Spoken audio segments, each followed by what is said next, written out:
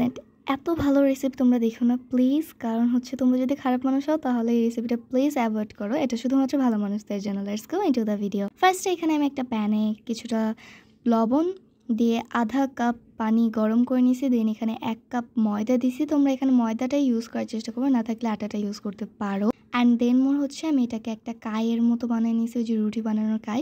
দেন এটাকে একটু মেখে দেন এটাতে আমি একটা ডিম অ্যাড করে দিয়েছি। প্রথমে একটু মেসি হয়ে যাবে ব্যাপারটা, তারপরে আস্তে আস্তে ঠিক হয়ে যাবে। অ্যান্ড দেন হচ্ছে আমি এখানে কিছু লেচি বানিয়ে নিয়েছি, ছোট ছোট কিছু বলের মতো। 1 মিনিটের একটা রেসিপিতে তো এত কিছু দেখানো সম্ভব না। টিউটোরিয়াল তোমরা বড় ভিডিও চাইলে আমাকে কমেন্ট করে জানাও, আমি শেয়ার করে দেবো। অ্যান্ড দেন হচ্ছে আমি একটা নতুন চিরুনি নিয়ে সেটাতে একটা শেপ দেওয়ার চেষ্টা করছি। শেপ দেওয়ার পর এটাকে লাস্টে ইনটাকে আমি একসাথে করে নিছি। অ্যান্ড দেন এখানে আমি পরিমাণ মতো তেল দিয়ে এই পিঠাগুলোকে ভেজে নিব। অ্যান্ড তোমরা বুঝেই গিয়েছো এটা মোরাল অফ দ্য স্টোরি, এটা হচ্ছে দুধ পাকন পিঠা, যেটা এই গরমে সবচেয়ে বেস্ট। পিঠা সবসময় গরম গরম খেতে হয়, বাট গরমে আমরা ঠান্ডা পিঠা খাবো।